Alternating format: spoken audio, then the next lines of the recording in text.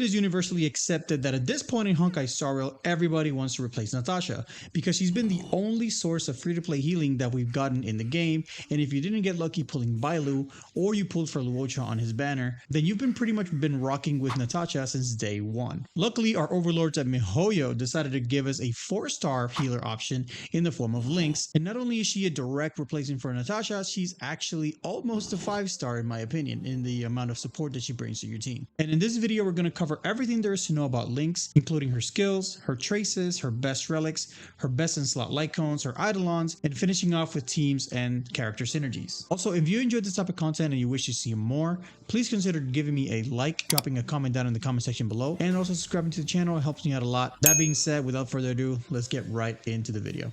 I want to thank Project Yara for the information used on this video. This is a Honkai Star Rail related database that is very interactive. This is where I got my information from to make this video, so I just wanted to shout them out real quick. Link is in the description in case you want to check them out. Lynx is a 4-star quantum character from the Abundance path, which means that she specializes in healing and sustaining your team.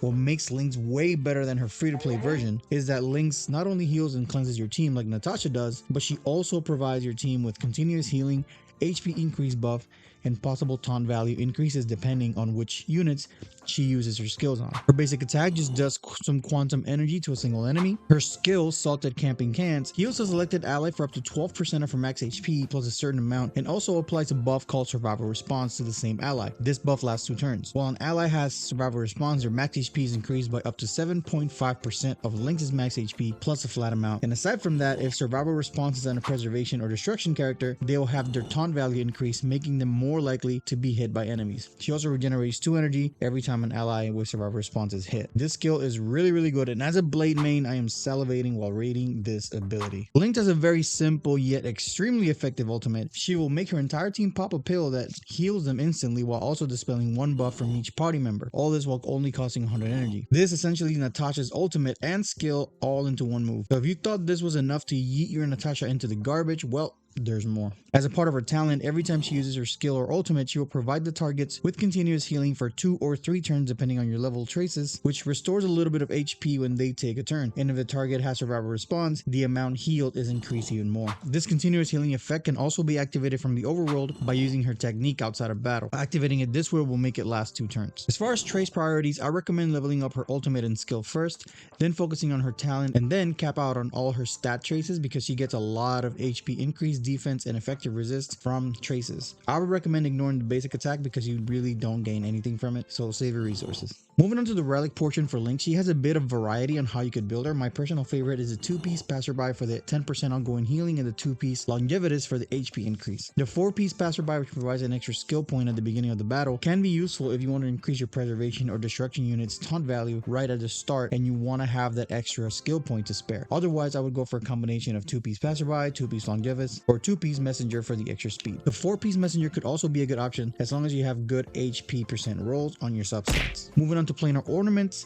there are only 2 viable options, which are the Broken Keel and the Fleet of Ageless. Broken Keel is my main recommendation since half of her activation condition is gained through traces, so you only have to worry about getting 10% more to trigger the crit damage buff for your team. You could also go for Fleet of Ageless, which should be easy to activate since all you need is any pair of gold rarity speed boots and she will sit at 125 speed minimum, activating the attack up for the team. Either one is viable and easy to activate, so it's really just preference. As far as main stats, it's pretty straightforward since all her healing scales off her max HP, so running HP % anywhere you can is viable. Chest can be HP % or outgoing healing, although I like the HP % since it acts as a double stat because of her HP scaling on her healing, but outgoing healing is also very nice. I would recommend running speed boots on majority of builds because speed is always good for healers and supports for better rotations, but as previously discussed, you can't go wrong with HP % either. The orb is going to be HP % and I recommend going HP % for the rope, but energy regen rope can also work even though Lynx has a very fast ultimate rotation as it is. For her substats, you mainly want to focus on HP % first, then focus on speed second, effective resistance third, and then the last slot can either be HP flat or defense percentage to add a bit of tankiness to your Lynx.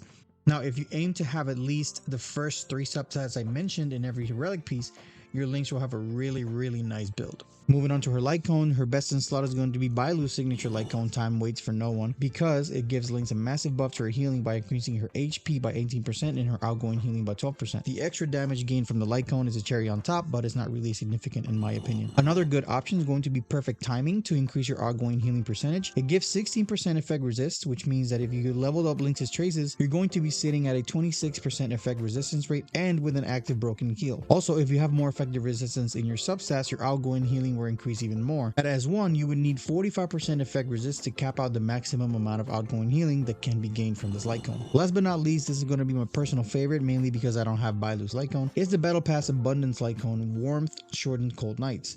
This light cone increases her max HP by 16% and gives your team even more passive healing every time they perform a basic attack or skill. Again, being a very good option if you're running her with characters like Blade or Zila. Now, if you're lucky enough to pull multiple copies of Lynx, her Eidolons really bring her already great and amazing kit to another level. Her E1 increases her outgoing healing by a whopping 20% whenever she heals an ally who's below 50% HP, and this applies to any form of healing that comes from Lynx. At E2, she provides 1 debuff immunity to an ally when she receives survival response, which is amazing to block any sort of debuff, including CCs. Her E4 makes the ally with survival response receive an attack buff that scales off 3% of Lynx's max HP, which is very nice. And then finally at E6, she further increases the max HP buff gained by an ally through survival response by an additional 6% and increases effect resist by 32%, which is a crazy amount of protection that she provides with this Eidolon alone. The most obvious synergies that Lynx has are with Clara or Blade, which are characters that want to get hit. It's important to note that her survival response buff runs off the character's turn and not Lynx's, meaning that if you intend on running Lynx in a team with Bronya and Blade, you will have to speed tune Lynx to go after Bronya, so that way Blade can maintain the taunt value increase throughout the enemy's turn.